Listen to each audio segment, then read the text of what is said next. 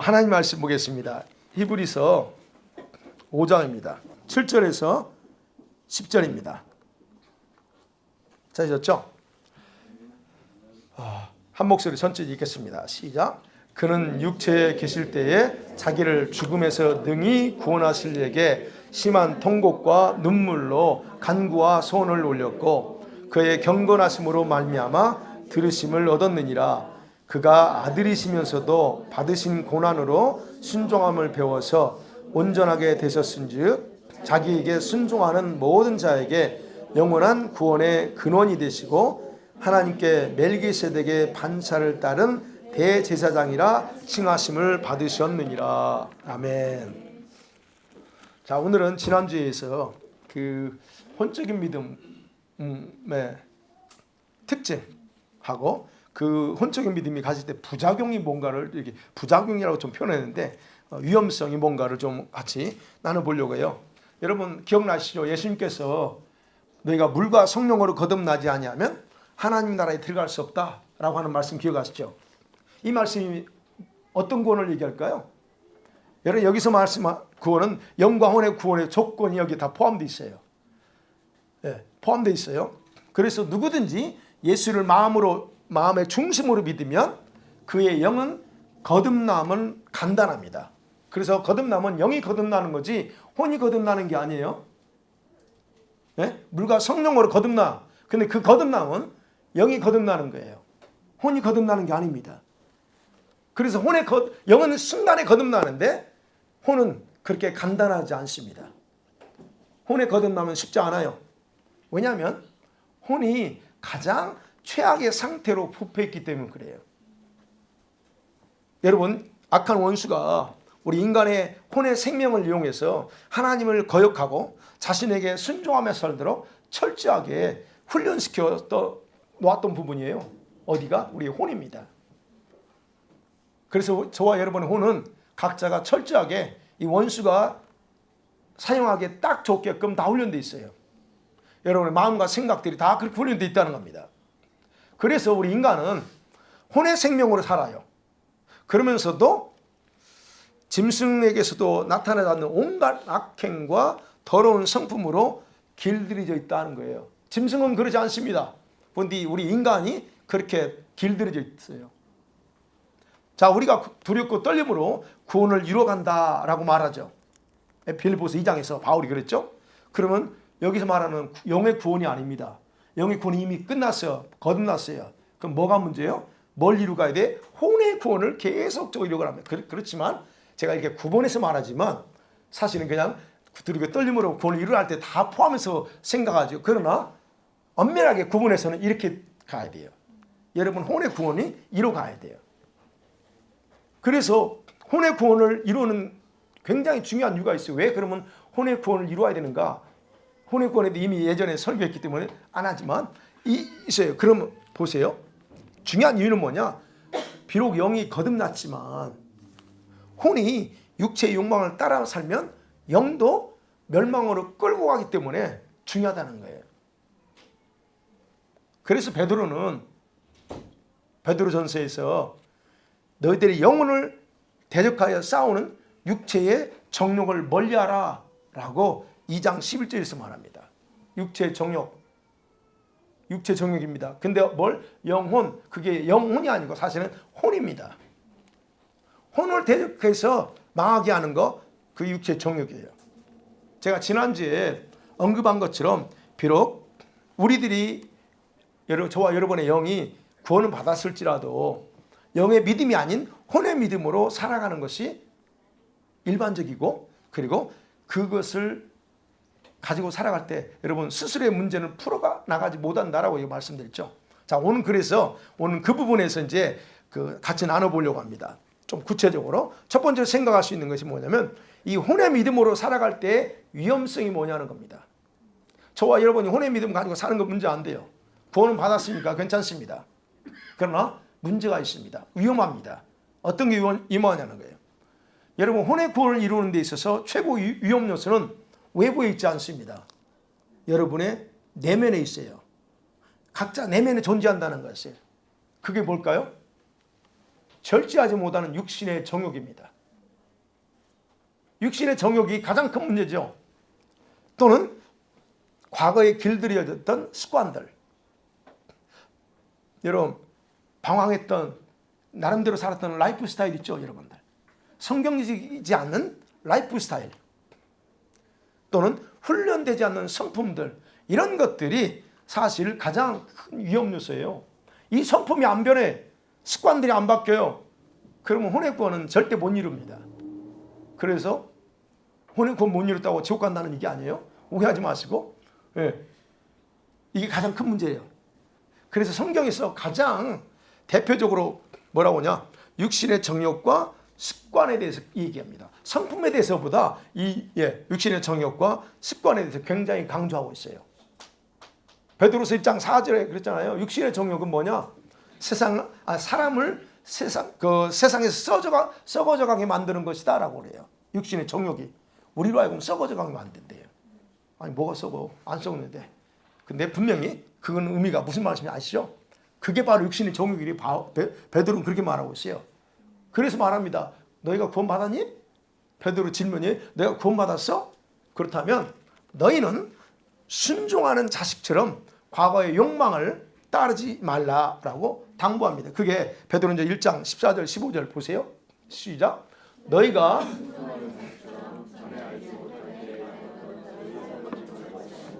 오직 너희를 부르신 거룩하신 이처럼 너희도 모든 행실에 거룩한 자가 되라. 거룩한 자가 되래. 과거엔 그럴 수 있어요. 그러나 거룩한 자처럼 해야 된대요. 바울은 또 이렇게 말합니다. 육신의 생각은 사망의 길이래요. 사망으로 가는 길이래요. 여러분이 육신의 생각대로 살면 그 길이 사망으로 가는 길이에요. 그리고 그게 죄가 우리 몸을 지배해서 몸의 욕망을 충족시키게 한다라고 로마서 6장 12절 13절에서 분명하게 말씀합니다. 그러니까 여러분, 이 혼적인 믿음이 이런 문제가 있어요. 그런데 장점은 있어. 최고의 장점이 뭘까요? 혼적인 믿음의 최고의 장점은 뭐냐? 영의 거듭남을 통해서 구원을 받게 한다는 거예요. 이게 믿음이 그 혼적 믿음이 불필요한 게 아닙니다. 영혼을 구원하는 최고의 장점이 영혼을 구원합니다. 영을. 그리고 우리들로 하여금 하나님의 자녀라고 하는 신분을 갖게 만들어주는 게 이 혼적인 믿음이에요. 그런데 이 혼의 믿음도 말로만의 믿음이 아니라 뭐라고 그랬어요? 마음 중심에서 나오는 그런 믿음만 효력을 발생한다 그랬어요. 지난주에 말씀드렸죠. 그러니까 혼적인 믿음이 불필요하다는 게 아닙니다, 여러분. 불필요하다는 게 그게 있어야 돼. 그러다가 영적인 믿음을 바뀌어야 된다는 거예요. 근데 이 혼적인 믿음만 가지고 살면서 다 된 것처럼 착각하지 말라는 겁니다. 그래서 여러분, 이 혼적인 믿음으로는 하나님을 기쁘게 하는 영적인 열매를 맺지 못하는 것, 즉 맺는 게 불가능하다는 거예요, 거의. 그래서 우리 대부분이 애쓰고 힘썼던 그런 과거의 행동들이 주님의 눈에 기쁨이 되지 못하는 이유가 거기에 있어요. 대부분 7, 80% 최하로 해서 7, 80%는 거의 다 주님이 기뻐하는 일들이 아니었어요. 나빴다는 게 아닙니다. 정확하게 구분하세요. 그래서 로마서 8장 7절 8절이 그 얘기 있잖아요. 시작. 육신의 생각은 하나님과 원수가 되나니 이는 하나님의 법에 굴복하지 아니할 뿐 아니라 할 수도 없습니다. 육신에 있는 자들은 하나님을 기쁘시게 할 수 없느니라. 우리의 생각이요, 육신의 생각 하나님 원수입니다. 항상. 왜 원수예요?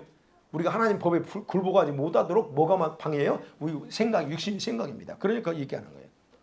그러니까 그런 육신의 생각으로 산다면 하나님을 기쁘게 할 수 있느냐? 없다는 거예요. 그러면 우리가 혼적인 믿음을 가지고 살아갈 때 그 믿음으로 어떤 일을 했을지라도 그것이 얼마만큼의 하나님이 기뻐하는 일이었을까 하는 걸 분석해 볼 필요는 있겠죠. 결국 그렇습니다. 혼적인 믿음은 항상 육신의 욕망과 직접 연결돼 있어. 그래서 순간적으로 넘어질 수 있다는 위험성을 가지고 있습니다. 아무리 뜨거울지라도, 혼적인 믿음이 강하고 뜨거울지라도 순간에 넘어져요. 그게 얼마든지 가능합니다. 그게 위험한 거예요. 그리고 혼적인 믿음, 이 혼적인 믿음은 여러분 육신의 정욕을 거절하지 못하고 옛사람의 본성에 충실하면서도 주님을 위해서 살아가는 상태를 벗어나지 못합니다. 옛사람의 본성이 충성해요. 충실합니다. 그러면서 주를 위해서 살아가는 행위, 그걸 벗어나죠. 그러니까 변화가 없다는 게 똑같은 걸 간다는 얘기예요. 그리고 혼적인 믿음은요, 육신의 욕망을 거절하고 싶어요. 사실은 내가 진짜 그걸 거절하고 싶은데 내 의지가 굴복하지 못합니다. 여러분의 의지가 굴복하지 못해요. 그래서 어떻게 했습니까? 똑같은 일을 계속 반복하는 거예요. 조금 한 1, 2주 잘하는 것 같다가 다시 원래대로 돌아갑니다. 그게 혼적인 믿음이에요.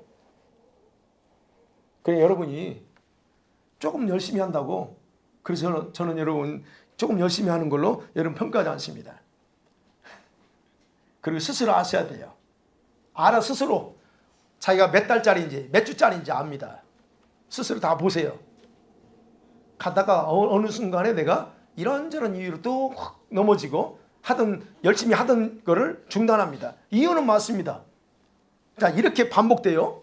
이런 반복되잖아요. 그 과정을 지나면 어떤 일이 일어나죠? 스스로를 정죄하게 돼 있어요. 아니면 때로는 정죄는 안 하지만 죄책감에 빠질 수 있어요. 그렇게 됩니다. 그러다가 어떻게 해요? 내적으로는 스스로 포기합니다. 그리고 자신에 대해서 이제는 변명거리를 찾아. 내가 바빠서 이럴 수밖에 없었고, 이래서 이럴 수밖에 없었고, 저래서 이유 변명거리를 찾아냅니다. 그러면서 가장 흔한 변명이 뭔 줄 아세요? 여러분 다 아는 얘기예요. 여러분이 과거에 많이 했던 말들이야. 내가 믿음이 없어가지고. 가장 흔한 변명이 내가 믿음이 없어서. 아니면 시간이 없어서. 그죠? 아니 또 어떤 게는 조금 심하면 해봐도 안 되더라고요. 내가 몸부림치는데 안 되더라고요. 그래서 그냥 이대로 가려고요. 이런 식으로 변명을 합니다. 여러분 근데 우리가 경험해봤지만 믿음이 없어서였습니까? 시간이 없어서였어요? 그게 아닙니다. 뭐가 없어요? 마음이 없어서 그래요. 내가 변화되겠다는 마음이 없어. 자신의 영혼에 대한 강한 애정이 없기 때문에 자기 영이 어떤 고통과 슬픔에 있어도 전혀 상관하지 않았다는 거예요. 과거에. 지금도 그럴 수 있고. 바울은요, 죄를 안 지으려고 성도들이 피 흘릴 정도로 싸우지 않았다고 얘기합니다. 히브리서 12장 4절에 바울이 이렇게 말하고 있어요. 시작. 너희가 죄와 싸우되 아직 피 흘리기까지는 대항하지 아니했다 그래요. 예. 진짜 죄에서 벗어나고 싶어서 몸부림쳐. 근데 피 흘리면서까지 싸우지 않았어요. 대충 적당히 하다가 힘들면 이게 힘드니까 안 해. 이래버려요. 그리고 그런 생활에서 벗어나고자 시도를 하지 않는다는 얘기예요. 다시 말씀드리면 마음과 생각에서만 힘들고 어렵다는 의식을 갖고 있어. 그러면서 의지는 움직이지 못하고 자신에 대해서 무관심하게 돼. 결국 자기 자신에 대해. 맞습니까? 틀립니까? 자신이 나중에 무관심해져요. 더 나아가서는요, 자신의 문제를 놓고서 이제 정말 죽을 힘을 다해 기도하는 시간을 보내지 않아요. 그 문제, 이걸 진짜 내가 돌파해야지, 이걸 해버려야지. 그 시간 보내지 않습니다. 그리고는 현재 힘들어 죽을 것 같은 상황과 문제만을 붙잡고서 원망해요. 남편 원망하고 아내 원망하고 뭐 이런저런 원망을 합니다. 도대체 그걸 한번 돌파하려고 쳐보냐고요.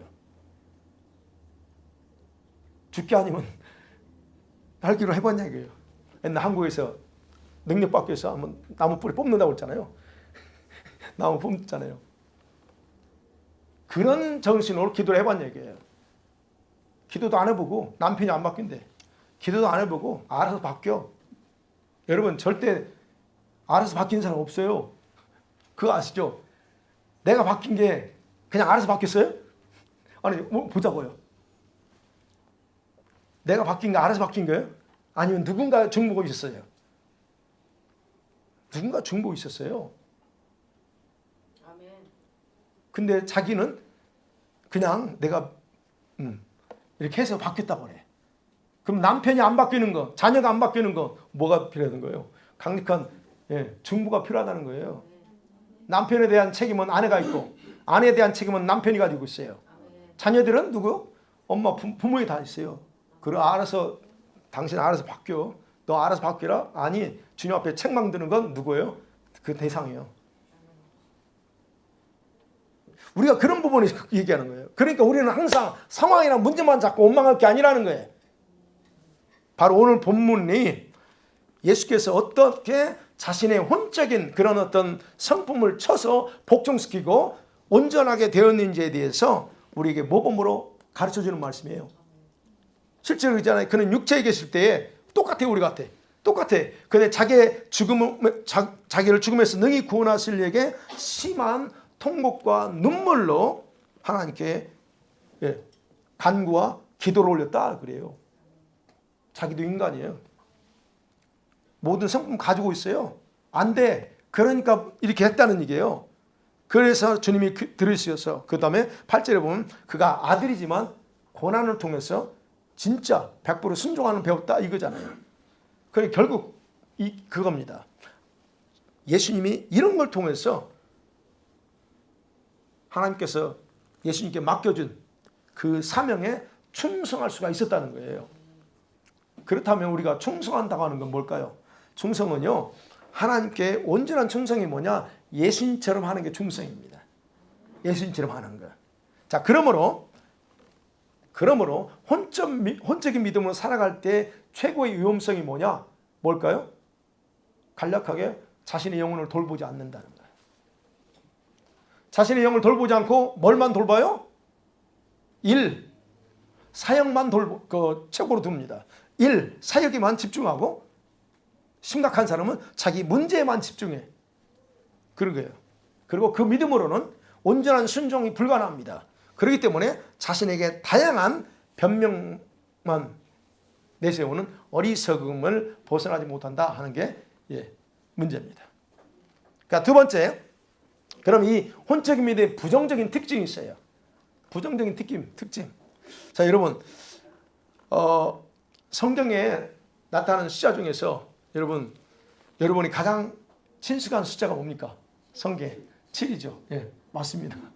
7입니다. 성경에 가장 친숙한 숫자. 물론 1, 3 뭐 있지만 가장 많이 나온 게 7이에요. 7일 창조, 7번째 안식일, 뭐 7금조 때, 그죠? 네, 예수님이 십자가에 7 가상 실언이라고 그랬죠. 가상. 십자가상에서 7마디 그러면서 또 가나안의 7 부족이 나옵니다. 자, 이런 것들. 그러면 자, 보세요.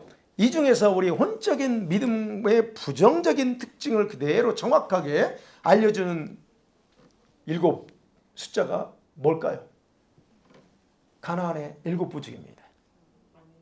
가나안의 7 부족. 물론 지난번에 설교했지만 그 당시에 그 가나안 땅이 이 7 부족만 산 건 아니었어요.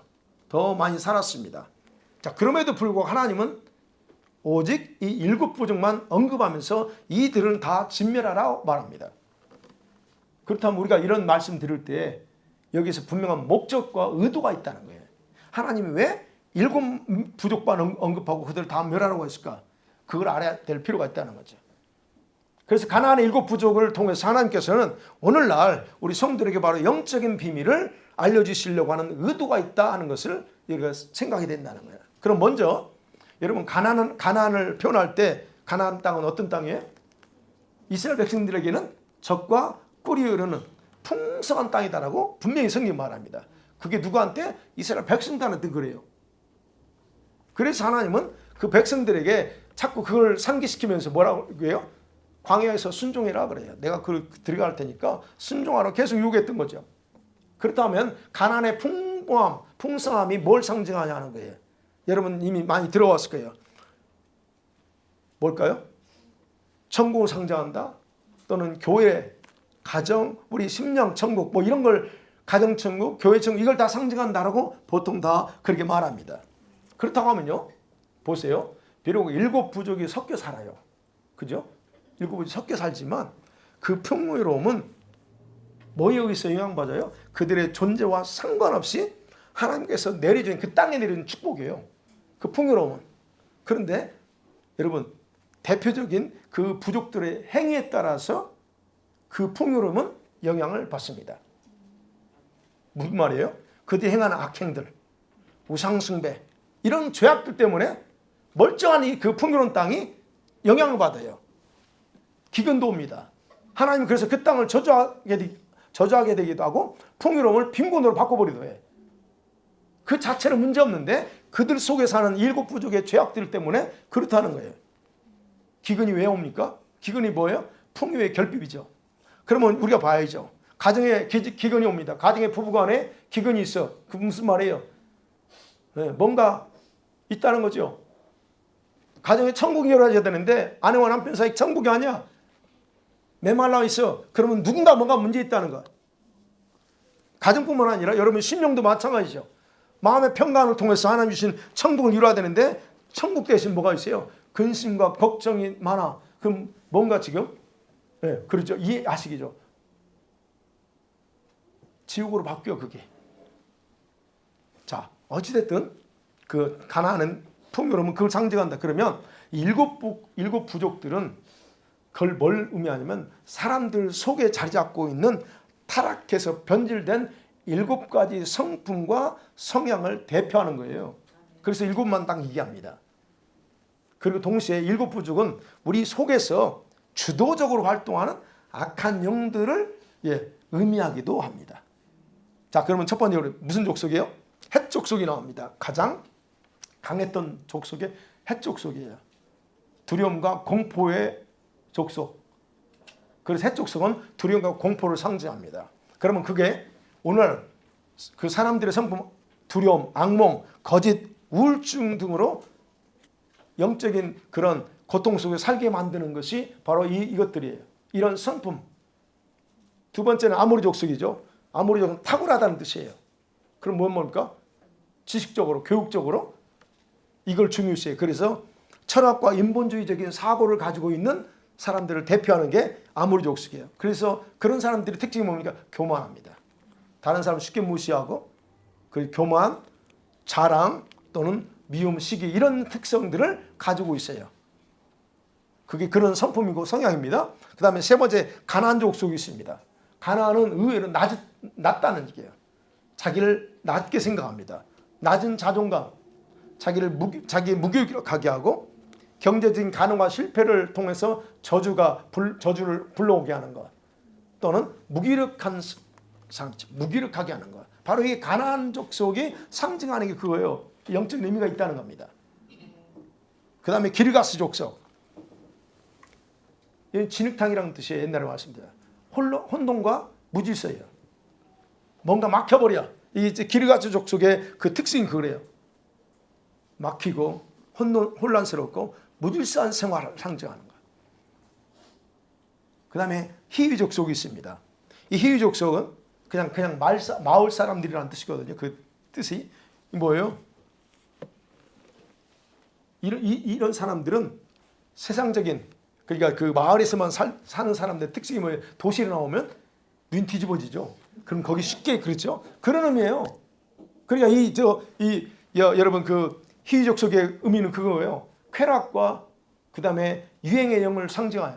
그래서 세속적인 걸 더 중시하는 거예요. 그리고 이런 사람은 자신의 존재감을 인정하지 않는 성향이 있어. 시골 출신이니까 좀 얘기하시다면. 그렇기 때문에 세속적인 것으로 자꾸 자기를 만족시키려고 하는 성향을 가진 게 바로 이게 오늘날 얘기하면 중독이 바로 여기 속하는 거예요. 중독이에요.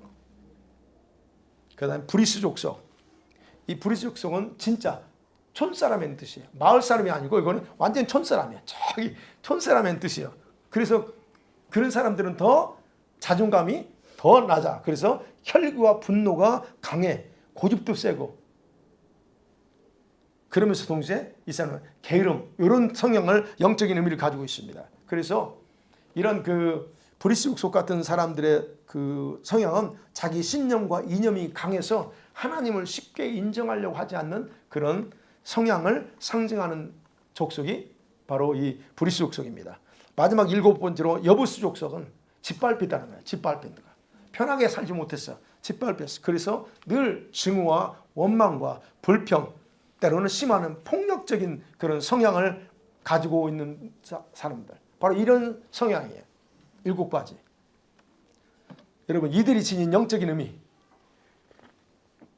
그러면서 동시에 사람의 우리 성품 속에 자리 잡고 있는 이런 부정적인 것들이 바로 저와 여러분 속에 여전히 남아서 우리들이 지금도 영향을 받고 있다는 걸 이 7가지를 통해서 확인해 볼 수 있다는 거예요. 그게 바로 혼적인 믿음을 가진 사람들이 이거에 의해서 그대로 영향받아요. 그렇기 때문에 여러분, 우리가 생각해야 될 게 그거예요. 이런 모든 것들을 우리가 생각하면서 뭘 봐야 되냐? 진짜 하나님 앞에서 내가 어떤 그런 부분에서 지금까지 신앙생활에서 이런 하나하나를 다 우리가 뿌리치고 없애려고 하고 있죠. 그래서 이런 성품과 성향에서 이걸 내 속에서 제거하지 않으면 이건 영원히 떠나지 않습니다. 영원히 떠나지 않고 우리 영혼과 신앙에 치명적으로 작용하는 거예요. 그래서 진멸하라고 했던 거. 우리 안에 완전히 다 박살내야만 된다는 거예요. 자, 그러면 생각해봐요. 이런 7가지 어떤 성향들, 성품들, 이런 것들이 우리 믿음과 관련해서 어떤 영향을 줄까? 어떤 영향을 줄 것 같아요? 여러분, 사실 구원받은 후에 영적인 믿음으로 살지 못하게 되잖아요. 그러면 이 모든 성품들은 혼적인 믿음의 특성으로 자리 잡습니다. 그러니까 우리가 조금 안타까운 게 처음 신앙생활할 때부터 이런 영적인 것에 대해 아는 교회 신앙생활 했으면 이런 거 좀 이렇게 하나씩 가지치기 전에 하면서 이건 아닌 걸 했을 텐데 우리가 지금까지 그렇게 해본 적이 없어요. 저도 마찬가지고. 그러니까 여전히 우리는 이런 것이 자동적으로 이런 우리의 혼적인 믿음과 영적인 우리의 성품, 이런 7가지 성품이 그대로 믹스업 돼가지고 그것이 옳은 줄 알고 지금 살아왔다는 거예요. 그래서 이미 우리들이 경험하고 있었던 것처럼 내 자신에게 변화가 일어나지 않는 것에 대해서 고민하잖아요. 나는 왜 안 바뀌지? 고민하게 돼 있어요. 그럼 뭐가 문제일까요? 바로 이 성품들 때문에 그래요. 이 성품들이 내 안에서 제거되지 않는 이상은 항상 고민합니다. 물론 4가지는 제거될 수 있어요. 근데 3가지가 남았어. 근데 이것 때문에 또 고민합니다. 하나 또 제거해서 2가지 남았어. 이것 때문에 또 고민합니다. 그렇죠? 그렇게 돼 있어요. 그래서 이 성품들이 남아있으면 저와 여러분의 믿음 생활을 좌지우지하게 되는 그런 경우가 태반이에요. 그래서 정말 보세요. 여러분과 제가 이제 영적인 믿음으로 바뀌어 나가고 있지만 여전히 여러분 속에 어느 부족의 특성을 지금도 가지고 있냐는 거예요. 두려움과 우울함이 여러분 잡고 있어요? 아니면 인본적인 사고에 의한 교만함과 자랑, 자꾸 자기를 드러내려고 하는, 아니면 시기심, 뭐 이런 걸 가지고 있느냐? 또 뭐 있습니까? 낮은 자존감, 자기 자신에 대해서 이렇게 자존감이 없어. 그리고 아니 무기력, 쉽게 무기력해집니까? 이것도 여러분, 이건 하나의 그 문제예요. 이건 뜯어 고쳐야 될 부분이에요. 아니면 저주, 가난과 저주, 아니면 여전히 혼란스럽고 무질서하냐는, 영적으로 혼동함 가운데 무질서함과 하는 거예요. 여전히 그 부분이 있다면 그것도 잡아야죠. 아니면 세속적인 것에 미련두고 여전히 세상적인 그때 그 세상적인 것 즐거움에 여전히 미련두고 있느냐, 이런 거. 아니면 혈기, 분노, 게으름, 이런 것들 많이 이 부분에서 많이 자유할 수 있죠. 증오와 원망이냐, 불평이냐, 아직도 불평하냐, 이런 것들이요. 여러분 혹시 한번 찾아보세요, 여러분.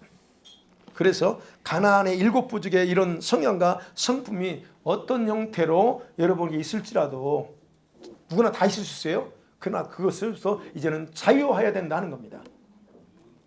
그것들을 반드시 여러분에게서 떠나가게 해야 됩니다. 그들이 여러분 그것들이 우리 속에 자리하고 있을 때는 한 길로 들어왔다 할지라도 그것이 쫓아내면 반드시 7길로 도망간다라고 성경에는 기록하고 있어요. 신명기 28장 7절 있잖아요. 시작. 여호와께서 너를 대적하기 위해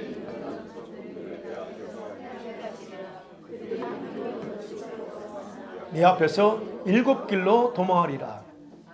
이게 영적인 의미입니다. 7길로 도망갑니다. 그것들은 주량을 쳐요. 그러니까 이거 내 거야, 내 성품이라고 갖고 있지 마세요. 그 다음에 세 번째로 생각하죠.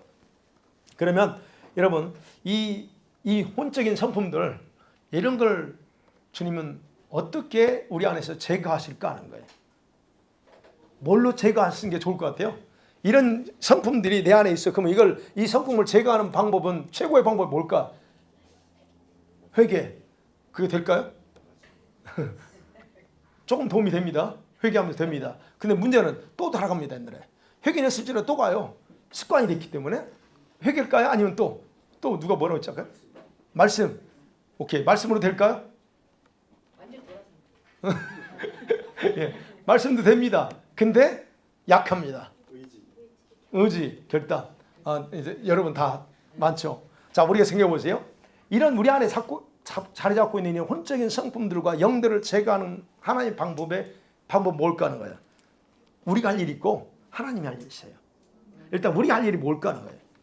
우리 할 일을 명확하게 하나님께서 직접적으로 일하시도록 모든 권한을 돌려드리는 게 우리 할 일입니다.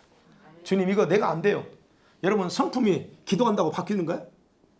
성품이 회개했더니 바뀌어요? 안 바뀌어요. 성품은. 고집도 바뀌던가요?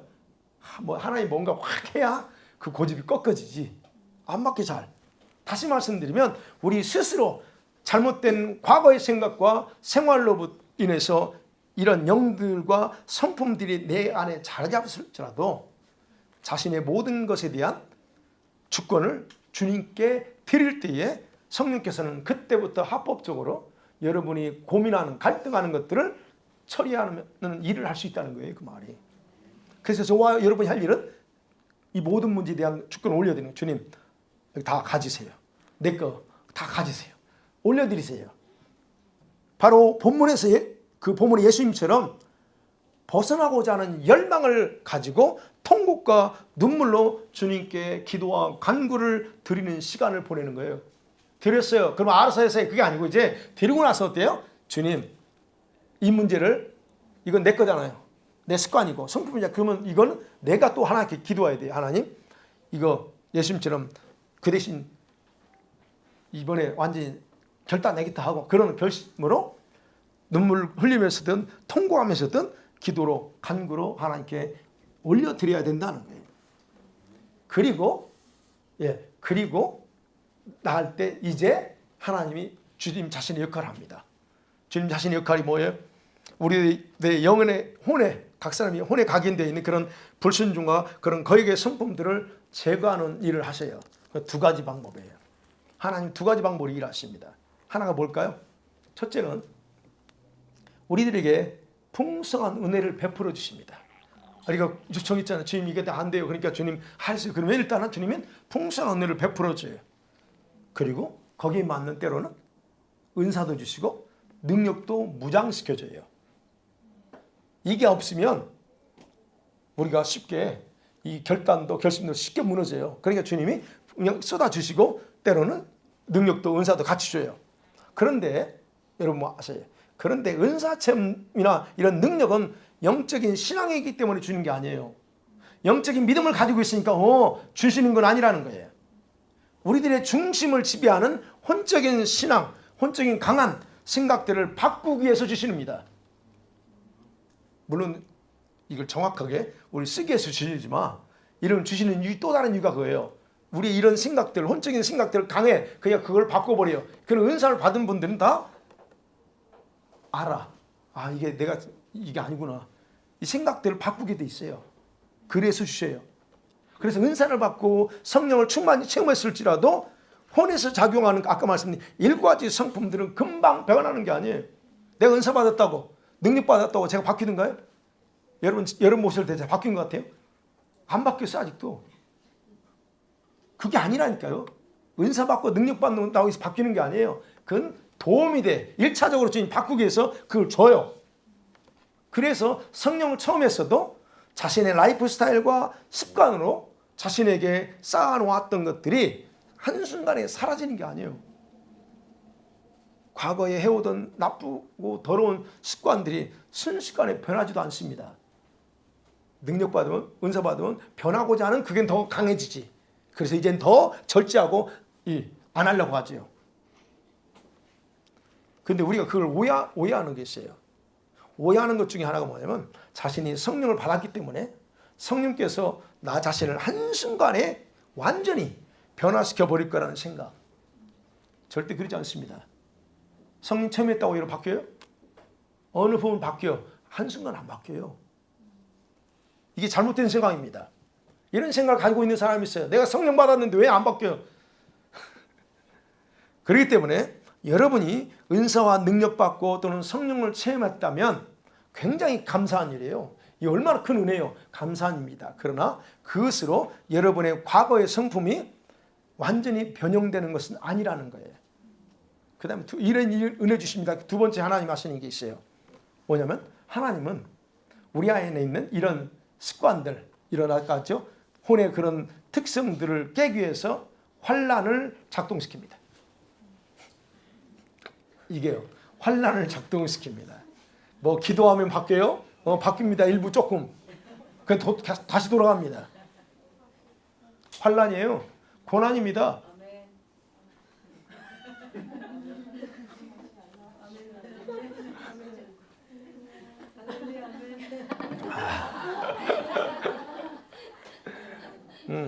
환란이에요. 이걸 깨기 위해서. 여러분이 깨질 것 같아요? 그 습관의 성품들이 얼마나 단단한데. 견고한 진여 그거. 그게 깨질까 쉽게? 기도했다고? 안 돼요. 그러니까 하나님이 환란을 작동시켜요. 예, 여러분 환란하면 너무 그렇지만요. 여러분 성경에서는 환란의 유익에 대해서 정확하게 말해요. 환란의 유익이 뭡니까? 여러분의 믿음의 실체를 다 드러내버려요. 여러분의 믿음의 실체가 어떤지 다 드러내요. 환란 없으면 여러분 믿음 다 포장됐기 때문에 몰라요. 근데 그 포장되는 믿음 어디에서 다 드러나요? 들통나? 환란 올 때 다 드러나요. 그래서 믿음의 유익이에요. 그 환란의 유익이에요. 그리고 환란은 여러분과 저의 성품을 단련해서 견고하게 만들고 천국에 대한 소망을 갖게 한다. 주일날 로마서 5장에서 그랬죠. 소망을 갖게 해요. 야고보서 1장 2절에서 4절이 그렇게 기록이 있습니다. 시작. 내 형제들아 너희가 여러 가지 시험을 만나거든 온전히 기쁘게 여기라. 이는 너희 믿음의 시련이 인내를 만들어내는 줄을 너희가 알미라. 인내를 온전히 이루라. 이는 너희로 온전하고 구비하여 조금도 부족함이 없게 하려 함이라. 여기서 분명히 말합니다.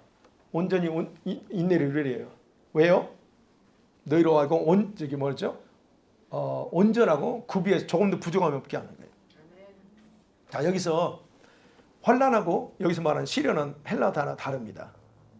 환난은 보통 고난이라고 하는 단어. 혹독하게 짓누르 헬라어 뜻이 그래요. 환난 들립시스인데 혹독하게 눌러버리다는 거예요. 네, 짓누르는 행위. 그 얼마나 그 발로 받고 있으면 얼마나 그래요. 자존심도 상하고 그런 어떤 부분이에요. 그래서 고난이라고 해석하기도 합니다. 근데 여기서 야고보에서 말하는 시련은 페이라스무스라고 하는 단어인데 그거 뭐냐면 두 가지 훈련. 훈련하고 유혹이라는 단어 뜻이 있어요. 그렇다면 봐요. 훈련이든 짓밟는 그 환난 진짜 고난이든 간에 주님이 허락하니까 우리에게 오는 거예요. 그러면 생각 왜 내 삶 가운데 이런 환난과 시련을 허락하실까 하는 거예요. 왜 허락할까요? 분명히 기억하셔야 될 거는 허락할 때는 유익이 아니면 절대 하나님이 허락하지 않습니다. 여러분에게 해가 되는 건 절대 허락하잖아요. 그러나 그것이 내 눈에 해라고 생각할지라도 유익하기 때문에 하나님이 허락하는 거예요.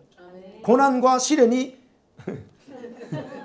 해라고 보면 안 돼요. 유익이에요.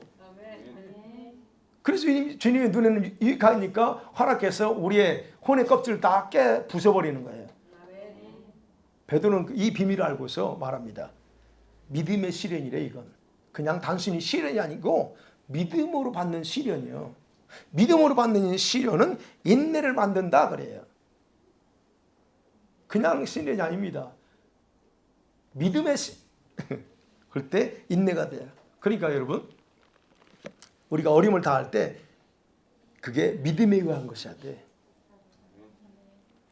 그래서 시험을 당하면 시련을 당하면서 기뻐하지 않고 원망불평한다면 인내는 만들어지지 않는다는 겁니다. 원망불평하면 우리 혼의 그런 그 단단하게 서 있는 각 사람의 그 껍질들이 깨지지 않는다는 거예요. 그래서 인내는 뭐라고 그랬어요? 하나님의 성품 중에 하나예요. 그래서 이 환난을 통해서 하나님은 우리에게 자신의 성품을 우리 안에 그것들을 다 하나 없애버리고 우리 안에 그 성품을 자기의 성품을 집어넣으려고 하는 거예요. 그래서 인내해야 된다. 근데 인내해야 될 더 중요한 이유가 있어요. 인내해야 될 더 중요한 이유. 여러분 인내를 온전히 자기 속에 이룰 때에 내면의 성품 있죠. 내면의 성품은 어떻게 온전하고 구비해서 진짜 조금 더 부족함 없는 상태로 만든다는 거예요. 그래서 여러분 성품은요 단련돼서 견고하게 돼야 됩니다. 그래서 왜 힘들어요? 요즘 그 아이들이나 청년들은 힘든 일이 조금 생기면 굉장히 힘들어하더라고요. 근데 그거 다 넘어가야지. 인생을 앞으로 70, 80 살려면 그보다 더 많은 일이 오는데 지금 조금 힘든 일이 있어가지고 넘어지면 안 되죠. 물론 그럴 수 있어요. 그렇지만 자기의 한계를 거기까지만 정해두고 가면 안 돼. 자, 그래서 어찌됐든 여러분 저와 여러분의 성품이 단련되지 않으면 어떤 현상이 일어나요? 고삐 풀린 뭐처럼 속에서부터 요동하고 난리쳐요. 내 속에서부터 막 요동하고 난리치죠. 그래서 환난은 저와 여러분의 혼을 정화시키고 우리의 성품을 개조하기 위한 가장 효과적인 하나님의 도구입니다. 그래서 환난을 작동시켜요. 자, 이런 환난을 통해서 여러분과 저의 혼의 성품이 바뀌지 않는다. 그럼 어떤 일이 발생할까요? 더 큰 거를 초래하게 될 겁니다. 더 큰 거. 말씀 맺어볼게요. 혼적인 믿음의 특성이나 부작용이 이런 것들은 얼마든지 바꿔나갈 수 있어요. 중요한 건 바꿀 수 있다는 겁니다. 네. 특별히 그래서 기억하셔야 돼요. 아직도 남아있는 그런 7 부족의 성향이나 영들을 정확하게 여러분 스스로 파악하고서 그 도움을 구하면서 제거하셔야 됩니다. 여러분이 성령을 체험했어요. 저도 성령 체험했고 능력도 받았습니다. 그렇지만 그분 안에서 영적인 그런 풍성함이 아닌 갈등, 아픔 이런 것들이 내 안에 여전히 남아있다. 그럼 뭘까요? 그건 변화되지 않는 그 아까 말씀한 가나안의 어떤 내적인 성품들이 작용하고 있다는 거예요. 그래서 이제 여러분과 저의 혼의 온전한 구원을 위해서 성경이 제시하고 있는 방법대로 하시면 됩니다. 우리 혼의 구원을 이뤄야 되는데 그리고 동시에 우리 혼적인 믿음인 영적인 믿음으로 승화되어야 되는데 분명히 성경이 그걸 기록하고 있어요. 야고보서 1장 21절과 22절에서 말하고 있습니다. 시작. 그러므로 너 모든 더러운 것과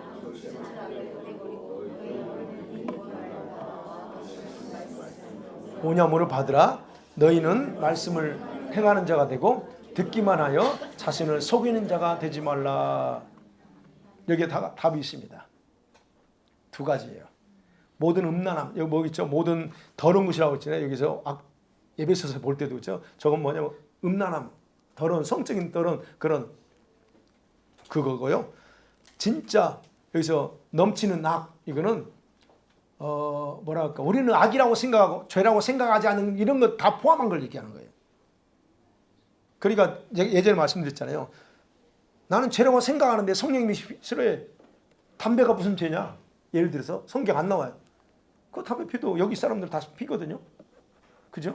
여기 사람 백인들은 뭐 교회 다니고 제가 처음 낸데려고 찾아낸 데가 그 폴란드계 교회야. 밖에 잿더리가 있고 나와서 담배 피고 있어. 끝나고. 그 사람들은 그게 아무 문제 없다고 생각. 왜? 성경이 없기 때문에. 물론 그럴 수 있어요. 근데 문제는 우리는 그걸로 보면 안 되는 거예요. 죄가 아니라고 생각할 수 있는데 그것이 성령께서 그건 싫어한다면 어떻게 돼요? 이 자체가 벌써 죄예요. 악이요. 악이 될 수 있다는. 그래서 말하는 거예요. 여기서 말한 넘치는 악. 이런 모든 것들을 쓰레기로 버리라는 거예요. 내버리고 그러십니다. 버리는 것. 그래서 우리 안에 있는 것도 다 이제 하나하나 다 끄집어내서 버리는 작업하세요. 그리고 나서 말합니다. 말씀을 겸손함으로 받고 그대로 행하라. 그냥 듣고만 그렇구나라고 끄덕끄덕하지 말고 진짜 말씀대로 행하라 그럽니다. 그래서 결론이 그거예요. 그래서 여러분과 저의 혼적인 믿음이 영적인 믿음으로 변화되는 것, 그건 성령께서 이렇게 할 때 성령께서 아무런 제한을 받지 않고 우리를 위해서 일하실 줄 믿습니다. 자, 그래서 앞으로 여러분의 삶이 신앙이 지금보다 조금 더 이렇게 업그레이드되는 영적으로 업그레이드되는 그런 은혜가 있기를 간절히 소원합니다.